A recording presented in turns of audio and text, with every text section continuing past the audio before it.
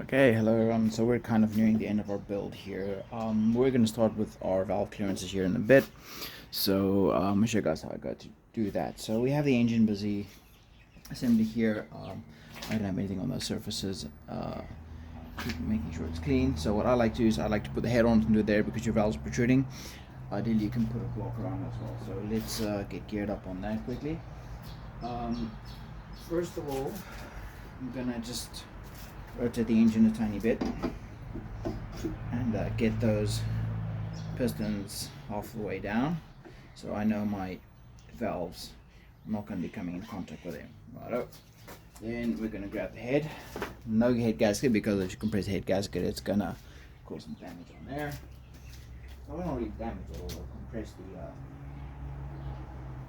let's do it like this. And so the head goes on. Hopefully there's a nice one swoop. Gently lower it down. So we're just using this as a platform to position it on. We're not going to install the cylinder head like this. Our cams are still loose. They're not bolted in. And we're going to be checking our valve blades to the bottom there. Let me get my gloves and things on. We can get going. Okay, so we are going to do our intake side first. So we have our intake camshaft over here. Where's that cam bridge that I literally just had a second ago? I literally just had it. Here it is. Yep, product. And our cam bridge goes on there. No, it goes this way. Yeah, product. Arrow pointing inwards, outward. Yeah, that's exhaust cam on that one. Yeah, that's right. Yeah. So interesting thing about this one is you have bearings on your exhaust camshaft, which is something I haven't really seen before. So here you guys can see a good indication of what that bearing looks like. A little bit out of focus, but yeah, camshaft bearing, bigger and wider, and fits right underneath there. But we're gonna do the intake one first. So first of all, we're gonna loosen the bridge. We're gonna take these ones off, so they are marked I1, I2, I3, I4, pointing inward. Sometimes they are not marked, so you will have to make your own markings on them. I normally like to grab a paint pen, make it up white, and then wipe it off, and then it looks pretty nice. I don't know if I can show you the guys that quickly. Where's my paint pen? Stand by. Okay, right, so a little trick that I like to do, take my little cam cap, and I just jiggle over the letters, things, get it all nice and covered there, and then wipe it off. And we'll leave you with nice white indicative letters. I don't know if it can zoom in on that focus. So it'll cover your letters and it'll look, it doesn't look visible now, but if it's the engine all dark, it does look quite nice. So I can just get that fold up.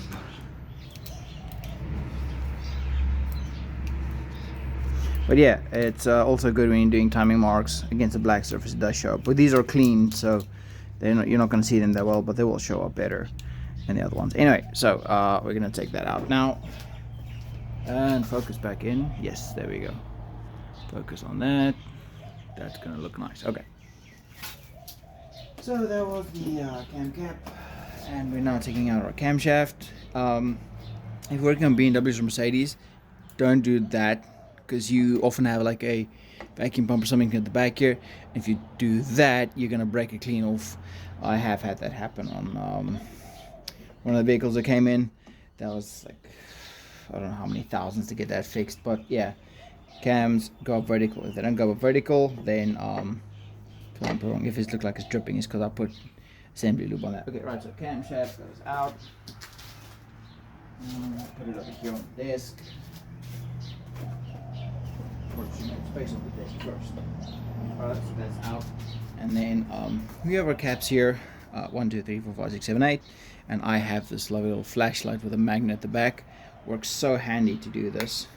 You can just pull your cup out, and then you would basically measure that. So these ones were already done for us by engineering, but I'm just going to show you guys how I would go to work on that. So that one's going to be different. And this one's going to be different as well. Right. So we are going to start documenting things. Right. So with this, when you're working with this, it's important to do only one side at a time. It's not really important. If you're skilled enough, you can probably do both of them at the same time, like point them in certain positions and then you like hit the feeler gauges through to get it through. But I'm just going to show you guys, how you would set them normally, like measure them first. You have to write some things down to make it easier for yourself, and then we are going to work on adjusting them. Now, the main story here with these ones, with most automatic vehicles, is you have your valve here with the valve guide. What am I saying? The valve stem and your cup goes on there. Now these cups have a thickness, and that affects your clearances between your cam lobe. Let's say if I can do that, you'd have a clearance there between your cam lobe and your camshaft. Yeah, cam lobe and the follower. So you have a valve follower sits on the valve stem. So normally you could have rollers, you could have rockers. Some of them have little screws and things like on the diesels. But on automotives, you can run into these ones, especially the performance ones, and they have various thicknesses. Now, we would take a micrometer and measure that across. So let me get my micrometer, and then I'll quickly show you guys how we do that. Okay, so we have our little micrometer here. You can get these online anywhere. There's quite a few of them all over the place. And we are sitting at just above 0. Normally you would adjust that, so let's get that set into position. We would probably have our keyway, which I'm trying to get out here at the back, right here, and we want that line to line here, holding it over here because the heat of our hands will affect our measurements. So you have a little pin there, you would hook this guy in there, and I need to go the other way, hook it in there and adjust it a little bit down, reset that, and now we have a nice 0 measurement there. Right, so we're going to open this up, we're going to inspect our valve cup, and then we can write down that dimension. So we would normally do this for each and every cup, but to save time I'm going to just do one. So that goes in there. Get this a little bit sooner, and you want to get it on that little can I get a light on there? This is very dark. There's a little shiny little pin there in the center. You want to get it on there. So sometimes you'll have the cup with like a little shim on the inside that you can adjust actually, so you just swap out the shim, and this is not the best way to hold this now, but yeah. So we're gonna measure this, if we'll stop slipping, right there. I need to the thimble, roll it in place. That would be our measurement. Lock it there, and we're measuring 1, 2, 3, 5.35. Now we're just under 5, so yeah, so we're sitting at 4.35 millimeters thickness on this one. So we're going to take that off.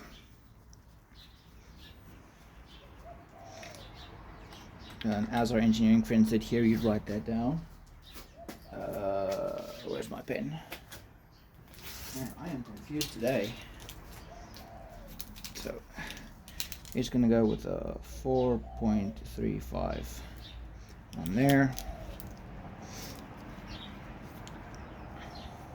And then for this one, you can do the same. You can actually just write the last few dimensions on there. Actually, you don't have to write the 4 because they're all pretty much the same thickness of the initial number. But really good to check it every time and make sure you have your things correct. Okay, lock that, and another 4.35 on there. I think I actually bumped it. Let me just double check that again.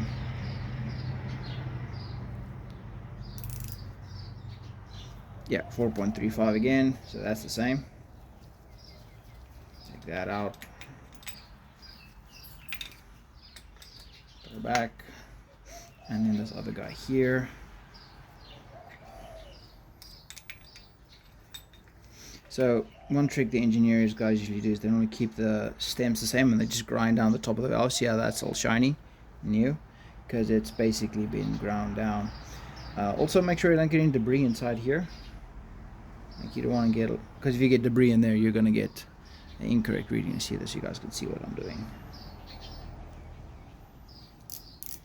Alright, lock that in place. And this one now is coming at 4.31. So we're going to go with 31 there. 31. So just running 3.5, 3.1, and I think this one here also 3.5. And now unlock that, put this back in there. Now as you can do these ones just for demonstration purposes. Obviously we better do all of them in one smooth motion, and then you can basically check all of them. So we have our dimensions there now. We're going to replace our camshaft, shaft shift, whichever you prefer. And I normally like to put it in like a position where it's kind of like sort of in. So your cylinder 2 is basically on finishing index stroke. Yeah, so right about there. And then we'll put our things back in here.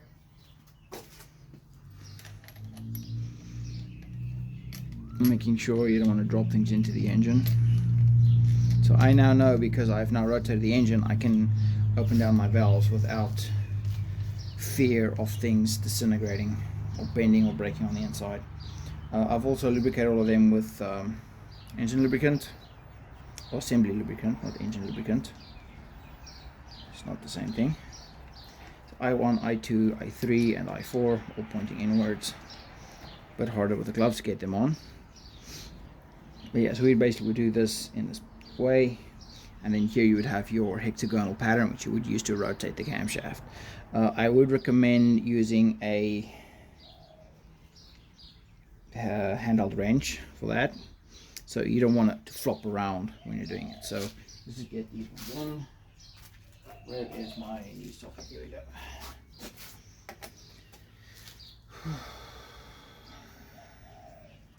Just gonna turn these ones in. I normally follow a pattern when I do this. They often would have certain sequences that you do this, but you don't want to just tighten down, because you could get in a situation where your camshaft can break. I have seen that happen before, but they're pretty robust in general. But it's better to, you know, spread the load out evenly, so that you basically, as the shaft goes in, you're clamping it down on all four sides, not just the one side and then the other side, because that'll also affect your bridges. This is aluminium metal, it's soft. This is hard metal, steel, I reckon. So this will damage that without even trying. Yeah, so I'm just going to get them all level. So I'm looking now that all my bridges are on the same height. Slippery assembly lubricant, nearly dropping the socket into the engine. That would have sucked. There, and that's about level. And then what I like to do, so you guys see in this situation the camshaft here is pretty much bottomed out, and there's like a big gap underneath there. So I'm going to loosen these sides a little bit to get even distribution of the clamping force on it. That's not really related to valve adjustment, it's just how you assemble a camshaft. So you basically were at that, when you clamp it down here like that, it would basically hold it in place. So I'm going to need a tool now for this.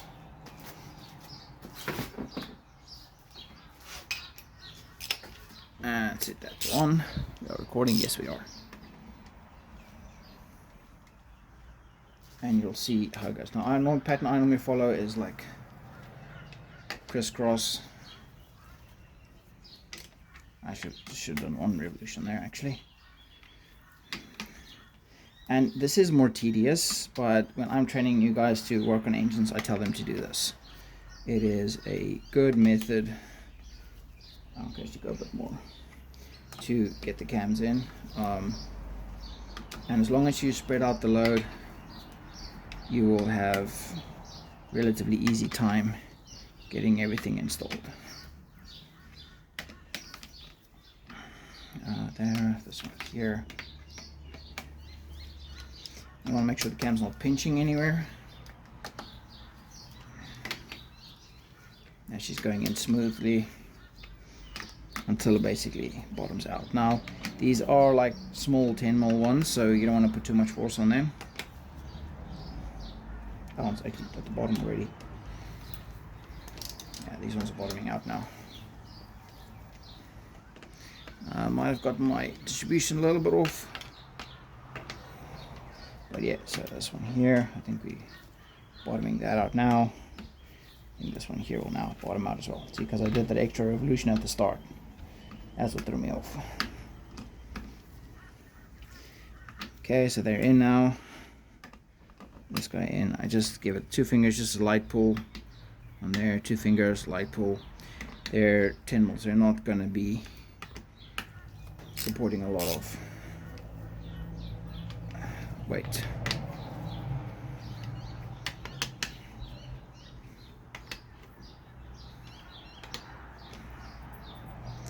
That bolt does not feel too good. This one here, I don't want to mess around with that too much. Okay, and then we're going to get our cam cap back on. Again, has been lubricated with engine assembly lubricant, and I'm just going to. So ideally, you would actually want to do both sides. So you want to do one side, check them all, one side, check them all. But just for demonstration purposes, I'm just going to put these in just to show you guys the rust, because it's the same this side and that side, just your dimensions are going to differ. Our valve specs are 0.2 millimeters on the intake, 0.3 on the exhaust, which is more of a standard rate. You'll be at 0.2, 0.25 on intake, and 0.3 to 0.4 on exhaust. Well, normally 0.3 to 0.35 is probably where it's going to be at. Better socket for that. Get that in, and you can start actually checking the valves. Get that bottom out.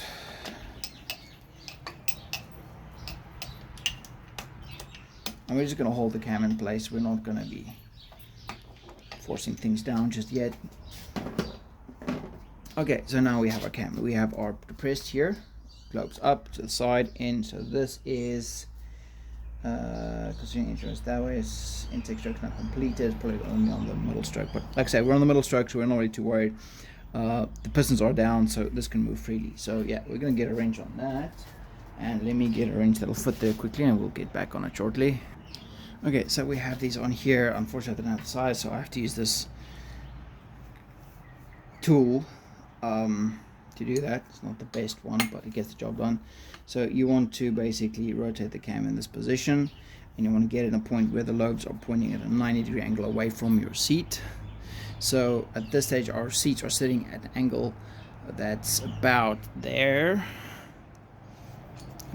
So we're going to need our valves to point away. So I'm going to adjust this one. Now be careful when you do this, because they can fling out a bit.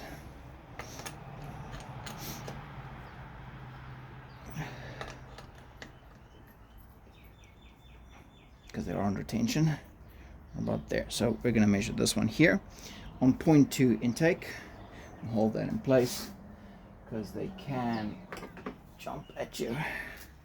So there are our feeler gauges. This is the 0.3, this is the 0.2. And we're just going to slide it in there and check our clearance is what it needs to be.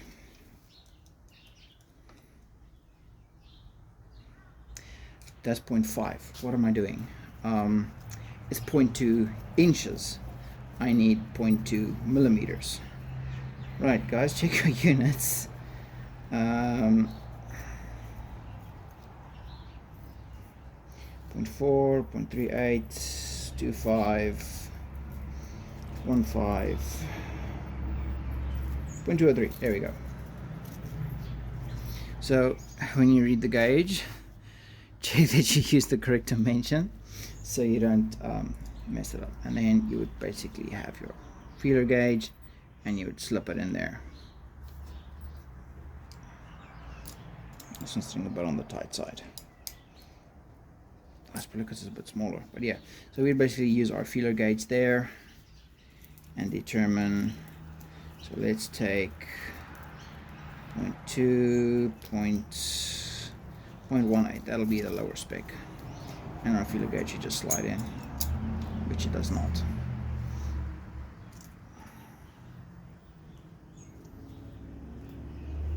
Oh, there it goes. Yeah, now it goes in.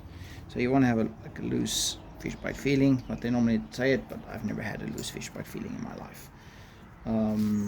These things are not measuring up what they should be, and I'm reckoning these are millimeters. Let's have a look here. So he would have made it this specification.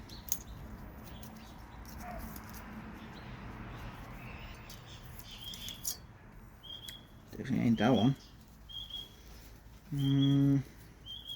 So our deviation here is 0.3, so that means this guy here should also go in. And that definitely goes in. It's too loose for that. So that's 0.15. So we are. Oh, I'll probably need to rotate it a few times. Yeah, that's why. So the lowest that it can be will be. So yeah, so it'll be this one. 7 inch. Yeah, it's inches. Yeah, that's the one. So yeah, so that is our inches. Also, I just took it out now, so I guess it's a bit tight. But yes, yeah, so let's just do that rotation there.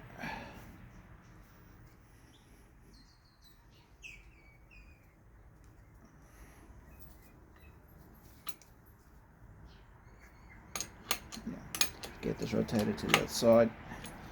I hate using these types of wrenches, but unfortunately it's what I have at this stage. Now we're just gonna do like a full cam rotation, so we get that tool on the through the gauge, and our maximum clearance should be right about there. Right, so that's now done full rotation. Oh, but look, it's such a cold day today as well. Yeah, there we go. Slides in. Now this is a bit too tight for my liking, but she does go in. It's basically 0.18 millimeters, so they're a bit loose. Let's check the other side. Yeah, that's actually the one you want. So anyway, but that's about the tension you would want there. I reckon these are a little bit too tight. They are indeed a little bit too tight. But yeah, so that's your clearance you want to get there. So for example, now we've measured that. We know that that's 0.35. We get our 0.18 barely in, so we need to get 0.2. So we can get a cup that is, this is why you should write it down so you can do the math easier. You need to get 2 more, so that cup needs to be 0.2 smaller. So if we take the 0.3, put it in there, she should be good. But then obviously then we just swap it out, then she's not the same, and they're pretty much going to be the same all the way through. I'm just gonna look at this one here quickly, because it's still a tiny bit loose. So this is the correct, this is the manual spec, right? So on the valve next to it. Oh, there she is. No, she's good. Maybe I'm just measuring it wrong today, but yeah, so there you have your valve clearance over there that this one has to be. So that is good. I'm happy with that one.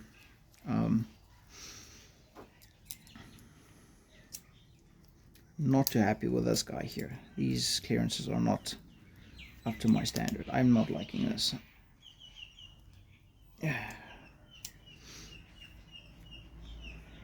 Yeah, right. So these clearances are not what they should be. I'm not happy with them. I need to adjust them. Great. So yeah, that's also going to cut the video short, but that's basically the process of what we're going to do here. Again, if you want something done right, you've got to do it yourself. So I'll probably post a video on there, or I'll probably get some bucket chims on there to do it, or do a follow-up video on this. Yeah, so we'll see how far it goes. You can also do this job with the engine still in the vehicle, but it's better to make sure that your pistons are in the center position and not lined up. Anyway guys, I'm gonna cut it off there and then see how it goes. Righto.